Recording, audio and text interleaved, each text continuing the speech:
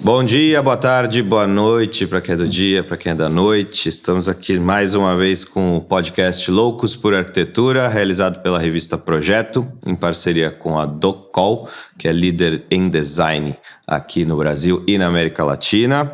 Tenho aqui do meu lado a Baba Vaccaro, minha companheira aqui nessa jornada dessa primeira temporada do Loucos por Arquitetura. Tudo bom, Baba? Olá.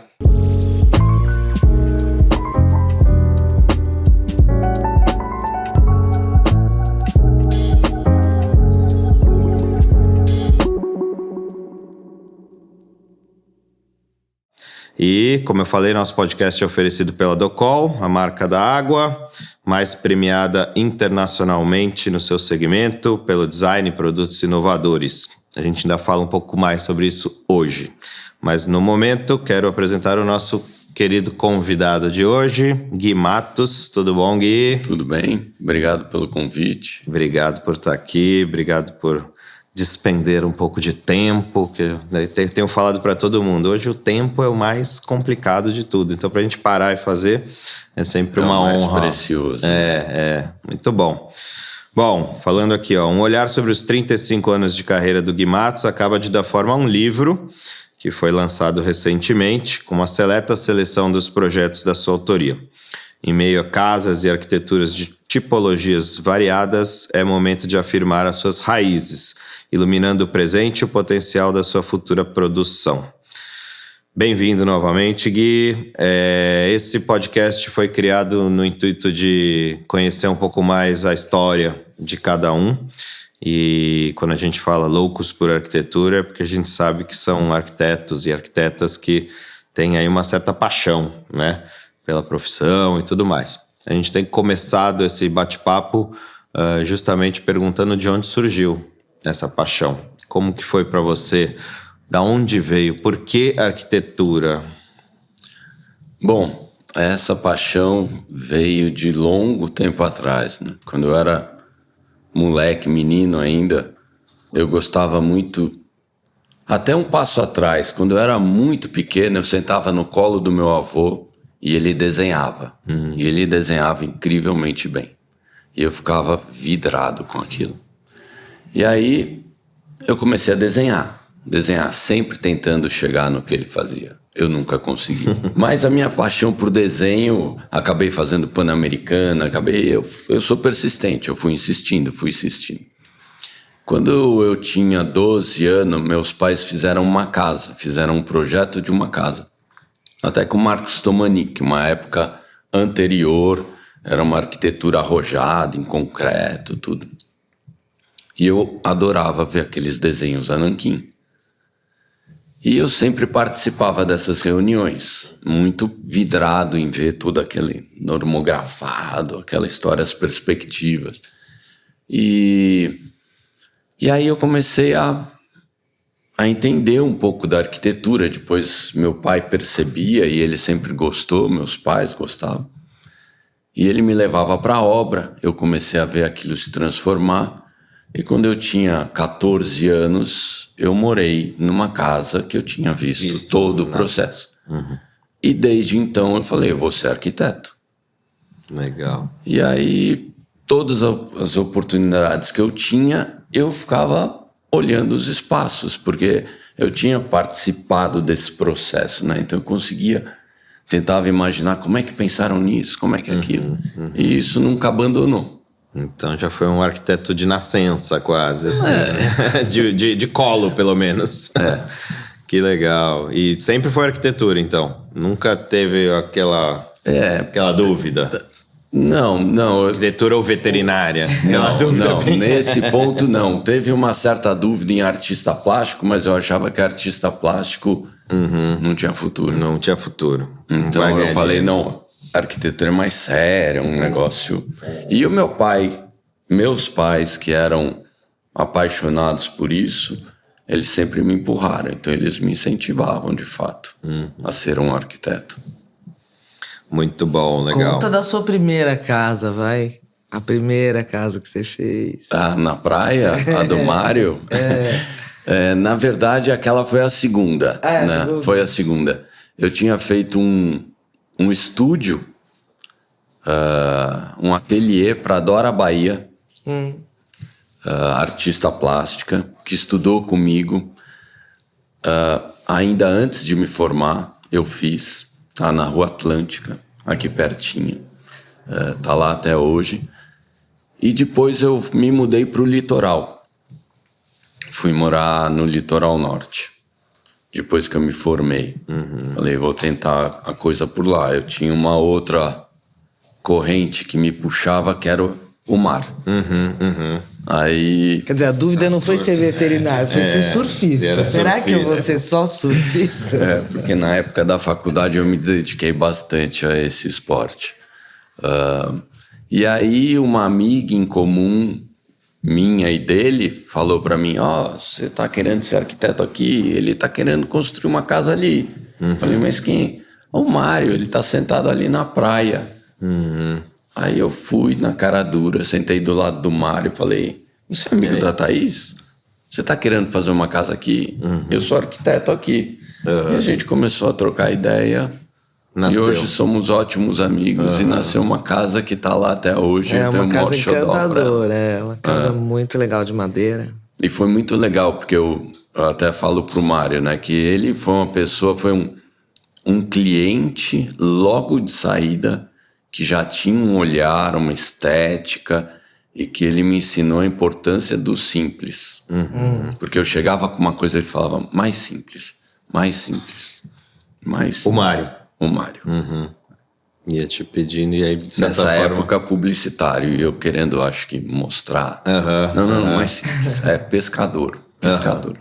Você acha que essa casa aí, nesse contexto dele te falando, mais simples e tal, deu uma moldada, assim, no seu trabalho? Não, claro, para sempre, mas, assim, foi importante para você também entender essa relação com o cliente...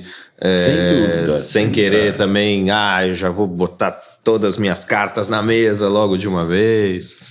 É um arquiteto muito jovem, né? Eu acho que foi não é todo mundo que tinha ou que tem esse olhar, né? Mas de alguma maneira, quando ficou pronto, você percebia que as coisas estavam ali. Que de fato não precisava mais adorno, não precisava mais isso, não precisava mais aquilo. Era uma casa de 1 quarto, levantada do chão, sob pilotis, de frente para o mar, meio um loftzão. E tava ótimo. E tava feito. Isso foi em... Você lembra o ano? 87. E isso você falou recém-formado. Recém-formado, 1 ano de formado. Então, a gente tem até também seguido um pouco nessa linha, assim, bom, e aí, me formei, e aí, né? Porque a gente sabe, tem muitos estudantes que também vão nos escutar, que nos escutam. Como é que foi esse caminho? Você falou, bom, eu vou pensar, acho que você teve uma inteligência aí, falou, bom, eu vou lá pro litoral, que além de ser um lugar que eu gosto, talvez tenha mercado, era essa mais ou menos a sua ideia. E aí você já foi abrir o escritório próprio de cara? Eu cheguei no litoral norte, eu tinha um conhecido que já estava lá radicado, o Pércio, e ele já fazia algumas casas, e ele tinha uma equipe de construtores, né? E aí eu cheguei meio com um sangue novo, e a gente uniu lapiseiras ali, assim, no escritório dele, me ajudava, eu ajudava, então teve um intercâmbio. Gostei. É um grande amigo. Uma escova de dente. Não, só... Seguindo aí no tema das casas, né, Gui? Mesmo quando a laje começou a ser imperativa, né? Não, as casas, né? Aquela ideia das casas, você não recusou as águas. Você sempre teve essa visão de não vou me adequar a modismos, vou na minha aqui, vou na minha pegada, e se o cliente me pedir menos, aí eu talvez vou mais na minha e na do cliente do que na da moda? Eu tenho uma relação com águas muito antiga, desde o começo, né? Naquela época, litoral, chuva, Cliente nenhum queria uma laje impermeabilizada, tecnologia. Tinha um trauma. Eu acho que é um trauma coletivo, né? Todo mundo já teve a experiência. Existe a impermeabilização que vaza e a que vai vazar. Né? Não, brincadeira. Hoje em dia já tá bem melhor. Mas mesmo assim, quase que uma regra. Mas do mesmo jeito que um telhado dá uma goteira, enfim. Mas acho que tem o beiral também, né? Tem o beiral, tem essa coisa de afastar, porque às vezes o litoral ficava, e ainda fica, um mês chovendo em pé. Não tem vento e fica pá. Por isso que é verde, assim, por isso que é maravilhoso. Então a coisa de ter uma aba, de ter um beiral, afastava isso e dava a possibilidade de você deixar uma porta aberta, tudo isso. E aí a brincadeira era muito desenhar um telhado que não fosse uma coisa tão monótona. E aí a gente fazia água furtada, fazia isso, fazia aquilo, um monte de coisa. Até hoje, a gente procura não ter projeto de prateleira. Né? Então a gente procura tentar achar a veia para cada projeto. O que o terreno pede, o que o cliente quer. Tentar construir essa história e fazer algo único para aquele lugar, para aquela situação, para aquela necessidade. Isso dá trabalho, mas loucos por arquitetura gostam de trabalho. Acho que a parte mais legal da arquitetura é essa. Um bom exemplo também é lá no Preá, né? Aquilo que foi feito ali com toda a simplicidade, toda a falta de recursos, né, tecnológicos, no Rancho do Peixe, né? Sim. Acho que é um exemplo muito, muito interessante. Eu vi que, depois, quando eu vi os textos que foram escritos para o seu livro, o Fernando Serapião teve a mesma sensação. Eu falei, eu me vi naquele teu texto na primeira vez que eu estive lá. E agora é um lugar em absoluto desenvolvimento, devem surgir toda sorte de empreendimentos, né? Sim. Mas esse lugar feito no meio do nada, porque o Preá era no meio do nada. Sigiricoacoara já era, né? Já era um lugar ermo, imagina o Preá. Com recursos absolutamente locais, com nenhuma pretensão, né? E totalmente integrado com a natureza. Você... o Fernando, no livro, conta também essa história de tomar banho e ver ali a água. Tudo isso são as sensações. Uma coisa que a gente vem falando muito aqui nos podcasts, né? Para mim, esse é o grande barato, né, da arquitetura, essa adequação e a sensação que aquilo te provoca, né? Que é inesquecível. Eu acho que é inesquecível. Eu acho que ter passado 14 anos no meio do mato, literalmente carregando cimento, madeira lavrada, jogando telha pra cima, subindo, comendo com a turma no chão. Eu acho que isso foi muito enriquecedor, assim, porque pra mim foi um descobrimento. Eu descobri a arquitetura ali, fazendo. Era um processo meio escultório, né? Desenhava no manteiga, ia surfar, voltava, o manteiga tava assim. Dava uma esticadinha. É mais litoral norte, né? Lapiseira, esquadro de 45, a régua paralela. Eu desenhava com o 45, eu virava tudo modular, porque era estrutura de madeira. Então era... Aí fazia umas maquetinhas, levava para a obra, começava a fazer, montar. Às vezes chegava no terreno, tinha uma árvore que tomava conta do espaço. Falava, opa, dá licença, vamos fazer para cá. A minha casa que eu fiz lá, eu mudei, porque quando foi locar tinha uma árvore enorme. Eu falei, não. Vamos mexer uns metrinhos para cá. Era esse o processo. E aí hoje... Tudo isso que você está falando é a tônica da arquitetura atual, né? Virou a moda do momento, o que é ótimo, né? Não é, quando eu falo moda, não é uma crítica, porque que bom que esteja virando um trend. O fato das arquiteturas estarem olhando para o local, para os materiais locais e tal. Você acredita que isso está acontecendo mesmo? Você vê, assim, quando você vê esses projetos todos aí, arquitetura vernacular e tal, estão atendendo realmente a um chamado da natureza? Você vê isso ou você vê como isso vai passar? Eu não sabia desse trend todo, dessa história toda, pra ser bem sincero, mas eu acho ótimo, porque eu acho que o ser humano, né, tem necessidade desse contato, faz bem, né? Eu, agora há pouco, tive a oportunidade de ir para um lugar que eu nunca tinha ido, a Amazônia. É incrível, né? É aqui, tá do lado. Sim. Navilhanas, um lugar cheio de ilhas. Passeia com pajé no meio do mato, o cara corta um pedaço de bambu, faz assim, vira uma ferpa fosforescente, que ele fala, ó, isso daqui é para você largar no caminho e depois à noite você vem e segue. Você fala, cara, é incrível, né? Sim. Eu acho que essa conexão é muito saudável, saudável. E essa história, outro dia eu li um texto interessante que muito lá atrás a visão não era o órgão mais desenvolvido, era a audição. Porque você consegue escutar muito antes do que você vê. E que depois que a prensa chegou, que o homem focou para isso, ele foi se perdendo.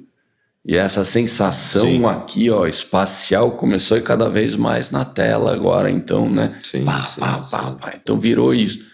E você perdeu um pouco disso. Então eu acho que esse é um resgate, a gente, né? Mas o ser humano é assim, né? Ele vai para um lado, daí toma... Aí tu volta e fala, nossa. Vai ter que voltar, né? Porque daqui a pouco tá todo mundo ficando cego com esse tanto de tela, né? Porque veio a prensa, ok, papel, não tem luz. Agora essa luz que tá cegando a gente, né? Pela sua trajetória, acho que você sempre foi procurado por clientes que se interessam por isso, assim. Mas você acha que tem hoje, o cliente chega com mais vontade de fazer uma casa que seja mais sustentável, que seja mais autossuficiente, que agrida menos o terreno? Isso você percebe, mesmo você vindo já de raiz, né, nessa que você estava contando, nessa relação com a natureza, você sente que o cliente também está aberto agora a isso? Eu até, por conta talvez de uma trajetória, né, de um portfólio onde é mais ou menos assim, e as pessoas se identificam, talvez hoje em dia os clientes já vêm mais com essa pegada, porque já se identifica, já percebe que a gente tem um trabalho nesse viés. Né? Então é muito raro chegar um cliente pedindo algo que seja totalmente averso ao que nós fazemos. De novo, não tendo essa fórmula. Eu não sei o que nós fazemos. Eu estou sempre querendo descobrir. Essa era a pergunta, né? E buscar o que nós fazemos. É sempre o próximo, né? Ontem eu estava atendendo um cliente, um rapaz novo, querendo uma casa. Aí ele me mostrou o terreno. No meio da conversa eu já estava pensando na casa. Eu falei para ele... já. Cara, eu já tô aqui fazendo o seu projeto. E aí eu até contei que minha mãe sempre falou, não faz isso, você é louco. Você desenha na já hora, tá. Parece que é fácil, faz a casa em 5 minutos. Aí eu falava, mãe, não, são 40 anos e 5 minutos, é diferente. A mãe é mãe, né? Essa foi boa, né? Sabe, pô, menino, vai parecer que isso é moleza, ele vai desvalorizar seu trabalho. Ela sempre defende, não faz isso. Amanhã esse cara chega e fala, só faz uma reforminha aqui pra mim. Me dá só o rabisco. Gui, tem uma pergunta que a gente tá fazendo pra todo mundo, que é relacionada, né? Esse loucos por arquitetura. Então, o que você acha que te fez um louco por arquitetura? O que você acha que é diferencial no seu trabalho, no seu escritório, que te fez subir da margem 10 a 12 mil arquitetos que são formados por ano no Brasil.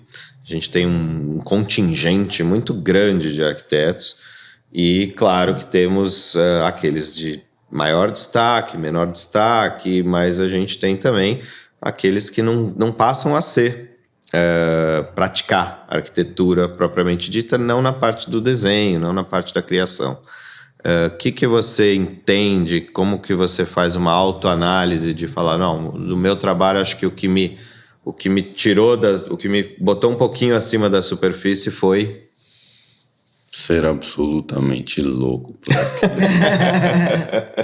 Eu acho que tudo na vida é isso.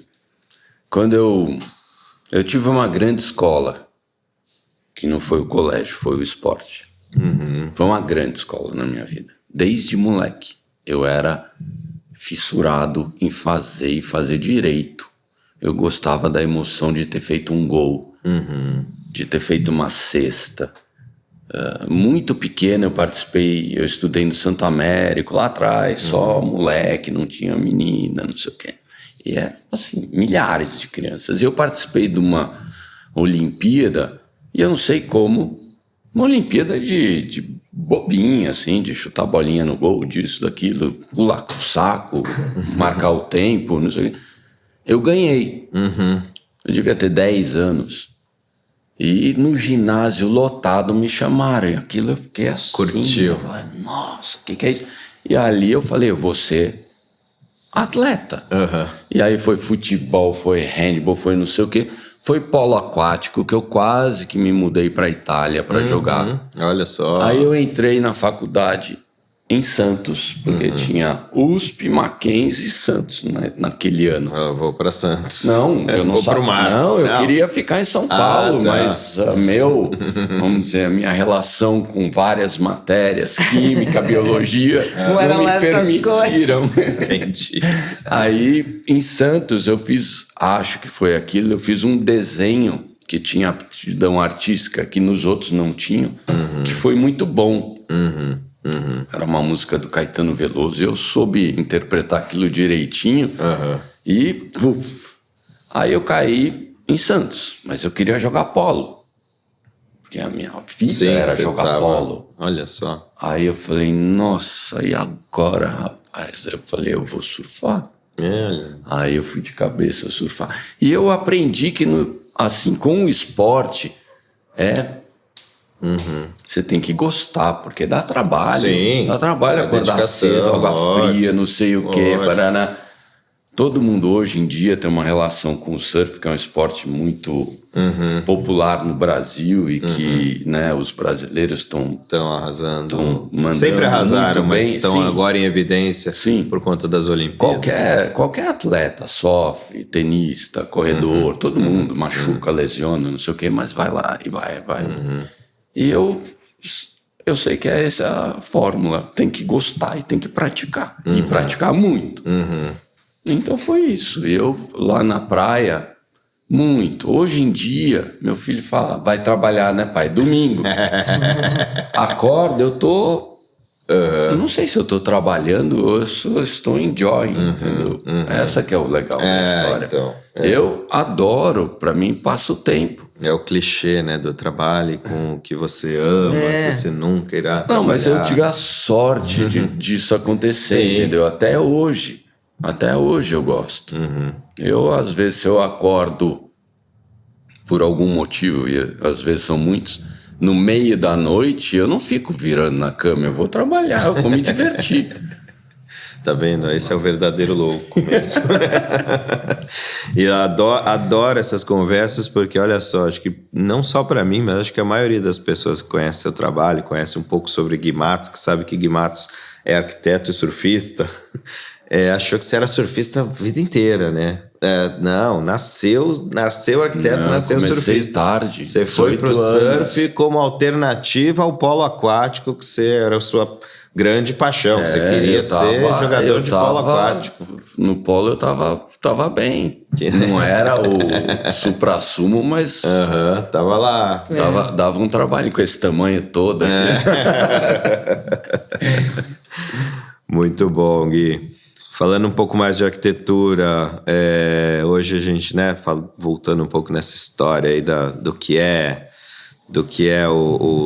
são esses materiais que agora, né? Não, eu quero fazer uma casa com taipa, hoje eu quero fazer uma casa com telha que foi construída ali no local, com os tijolos que eu mesmo fiz. Tô falando muito disso, inclusive, porque a gente acompanhou agora recentemente muito. A gente acabou de lançar uma edição da Projeto impressa, que já tá aí, essa semana vai ao ar aí para venda e tal, que é só de ESG, né? Só de enfim, arquitetura que tem esse olhar para o meio ambiente, para a sustentabilidade. Isso está se tornando também uma espécie de luxo, porque não é todo mundo que está podendo ainda pagar por essa arquitetura super, ultra correta, porque ainda é mais cara. Na sua arquitetura, o que você considera luxo? Difícil essa pergunta. Tinhosa, né? É uma, pelo menos, né?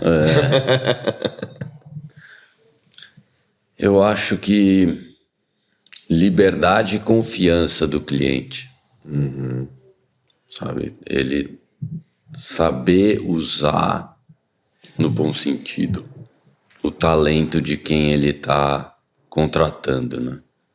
Ele dá liberdade em, né, direcionar a necessidade e dar liberdade e aceitar alguns pontos de interrogação, né? Será que... Mas eu nunca... Então, mas vamos que vai dar certo, vai ficar legal, não sei o quê. Eu acho que esse resgate dos materiais naturais eu acho muito legal. Eu acho que esse contato com material, né, com as texturas, eu acho muito bacana. Eu acho que tem esse ponto do preço disso, porque de fato não é barato. Eu acho que a industrialização dos processos construtivos pode ser muito interessante para que esses custos caiam, porque talvez seja uma das únicas indústrias, a da construção, que não é fabril. Tudo bem, você tem o caixilho, que já é mais fabril, mas, né, qualquer indústria já está muito mais na frente, até costura, feito por máquinas, né? Isso não é provocar, mas ninguém mais vai trabalhar, vai ter desemprego. Não, trabalhar em outras coisas, né? Que não seja, de repente, ficar carregando e descarregando um caminhão de tijolo que chega e tem um desperdício de 30% na obra.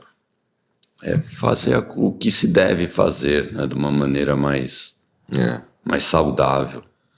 Essa industrialização recente, assim, com esse olhar, né, dos materiais e principalmente nessa questão que você tocou do desperdício de obra e tudo mais, acho que é um caminho sem volta, né? A gente espera que seja, pelo menos. Sim. Mas aqui no Brasil ainda quase todas as coisas são feitas muito customizadas, né?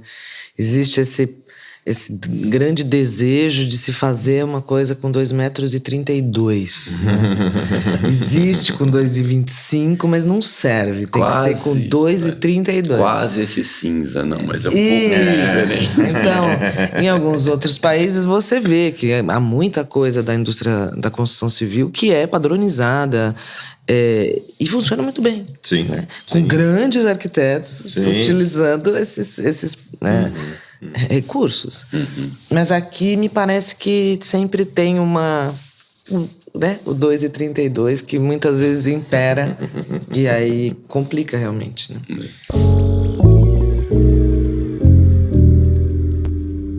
Muito bom, Gui. A gente tem o nosso momento aqui nosso parceiro do Call, nosso momento do Call.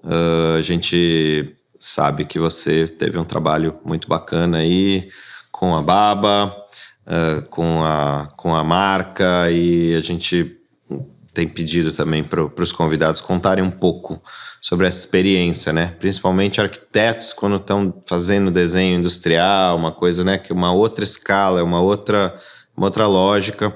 Como é que foi? Conta um pouco sobre os produtos que você desenvolveu, como é que foi esse processo? Bom, foi uma grande surpresa, né? Quando a Baba apareceu no escritório. Não, eu queria falar com você, não sei o quê, marcamos. Ela chegou lá. Então, vim te convidar para desenhar uma torneira. No começo eu falei, não, mas... Né, pensei, não falei, não. Eu não faço torneiras. Não, é justamente essa história, né? Você está desenhando um edifício e você fala, como? Uma torneira? Daí eu falei, mas eu não sei nem como é que funciona uma torneira. Não, isso não é problema. A gente vai lá na fábrica, tem uma equipe técnica, eles vão te explicar todos os mecanismos, não sei o quê. Aí no meio da conversa, que nem eu no meio do cliente mostrando o terreno, eu já comecei a pensar na torneira. Eu falei, eu vou fazer uma torneira que não Lá pareça uma torneira. Lá tava ele com o guardanapinho. Falei, já comecei a pensar, falei, nossa, acho que eu vou fazer uma torneira que não pareça uma torneira. Porque toda torneira que eu já vi na vida parecia uma torneira. Eu falei, não, isso aí pode ser engraçado. E aí a gente começou a conversar e surgiu a ideia de fazer um paralelepípedo que se rompesse. E o desafio de que não podia já começar a sair água, né? Sim, só no fim do curso, porque senão vinha esse é o lambendo tudo. fantástico desse seu design, é esse. Que tipo, vai, aí vai lavando tudo. E aí fomos até a fábrica e foi muito legal. A turma toda abraçou, apesar da dificuldade. E tá aí, né? Hoje a gente um projeto tem a Giro, absolutamente desafiador. Premiada. A Baba que falou, por que a gente não chama de Giro? Eu falei, nossa, tá aí. Pessoa palpiteira. Palpiteira. Tem que Palpiteira ser, nada. Chegou lá. Super incrível. A visão desta mulher, né? Que chega e fala, eu vou lá no Guimatos, né? Ela não vai qualquer um, né? Não é uma... Pensa antes. Legal. E foi a sua única experiência Tô esperando o próximo convite. Mas em geral, dia em produto, assim... Não, a gente até tinha um segundo projeto que tá meio engavetado por absoluta falta de... É difícil, né? E o que eu acho que é o mais interessante nesse processo é que não vem uma coisa facinha. Não. Um negócio que, tá aí, só mudou o tamanho da torneira. Não, vem um desafio enorme. E isso é muito enriquecedor. É a mesma coisa que você ter um cliente que vai te propor uma arquitetura, uma coisa que você nunca fez, um negócio. Exato. Então, eu sempre falo isso, né? Eu já te falei isso. Um grande arquiteto se faz de grandes clientes, porque o cliente precisa te dar essa liberdade, dar essa liberdade ao arquiteto para que ele provoque, proponha, né? Coisas que nunca foram feitas e esse cliente precisa aceitar. Ele acabou de falar isso. Então, no caso do design, é um pouco isso também, né? A gente tem lá na Docol um time de design e arquitetura incrível. Mas quando vem essas provocações, são coisas que eles nunca tinham pensado. Como é que a gente faz esse negócio? É eletrônico, não é eletrônico?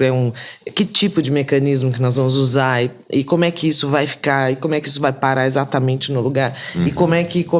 Então, é um desenvolvimento incrível. E a gente até tem um projeto que ficou parado porque a gente não conseguiu encontrar maneiras de executar. Mas uma hora a gente volta, né, Gui? A gente volta... Certeza. E esse, óbvio, que é o interesse de vocês, né? Da Docol, em ter, se a gente está chamando um arquiteto para pensar aqui junto com a gente, para criar junto com a gente, não é para fazer o comum, né? Exato. É para pensar lá vem fora o da louco caixa, lá vem um louco querendo propor um paralelepípedo. Mas no fundo eu acho que é a mesma coisa. Eu acho que é justamente isso. O cliente que chega a um arquiteto e começa a querer torear o arquiteto o tempo todo. Não, isso aqui não. Aqui você não vai. Aqui... Ele nunca vai ter uma coisa realmente particular, específica, pensada para aquele lugar. Então o cliente tem que deixar. né? E não à toa saem designs premiados, porque Exato, foram pensados para, né, não para ganhar um prêmio ou coisa do tipo, mas para ser, enfim, fora da caixa, né? Até quando, né, eles contaram, olha, a gente escreveu a sua torneira nos prêmios. Eu falei, e deu certo. E deu certo. O menor projeto é o mais premiado. Olha lá. Você me falou isso naquela Essa menor escala. Não, mas é legal, é um super orgulho. Nossa. E realmente é isso. O produto transparece, assim como a arquitetura transparece, né, o processo e como foi. É engraçado, né? As pessoas olham assim, falam... No começo ainda foi mais engraçado. Logo que lançou na feira, ficava... Tinha Como que mexe nisso? Mas era a ideia mesmo. Era de ser divertido. Exato, super. A brincadeira era, se a pessoa foi ao lavabo e não voltou comentando, é porque não lavou a mão. Nossa, isso é verdade, né? A pessoa não falou nada, não comentou nada e olha, sabe? Não vou mais cumprimentar ela hoje não, hein? Não, e foi realmente surpreendente a reação das pessoas, porque isso é um...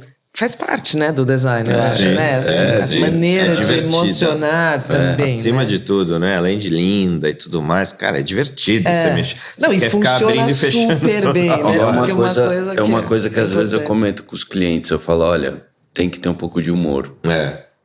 Nessa arquitetura, o que a gente vai propor, não sei o que, tem um pouco de humor. Tem que mexer com os sentidos. Não dá pra ser assim, ó.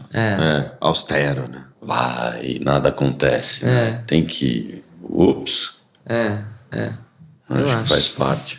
Eu acho que a Giro realmente chegou, porque no fundo é isso. Muitas vezes se imagina que basta isso, né? Basta ser legal, diferente, divertido. Não, tem que ser excelente. Tem que fazer a sua função primária, tem que lavar a mão, tem que ser bom, não pode pingar, não tem todo esse pedaço.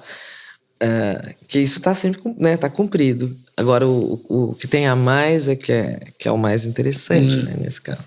Legal, Gui. Muito obrigado mais uma vez. A gente, como eu falei, quando a gente criou essa ideia dos loucos por arquitetura e tal, a gente pensou já nos primeiros convidados, assim, como você, assim, que assume. Não, eu sou mesmo, sou maluco por essa profissão, acordo no meio da madrugada e vou trabalhar, e para ouvir essas histórias. Então, obrigado você mais uma vez, obrigado, Baba. Sempre um prazer. Encerramos aqui mais um episódio do nosso Loucos por Arquitetura. Eu que agradeço o convite e sempre uma delícia trocar uma ideia com vocês. Muito bom. Agora a gente desliga as câmeras e vamos tomar um café. Obrigada, Gui. Obrigado. Legal. Vamos lá. Acompanhe a gente nos próximos episódios. Loucos por Arquitetura, um podcast da revista Projeto em parceria com a Docol.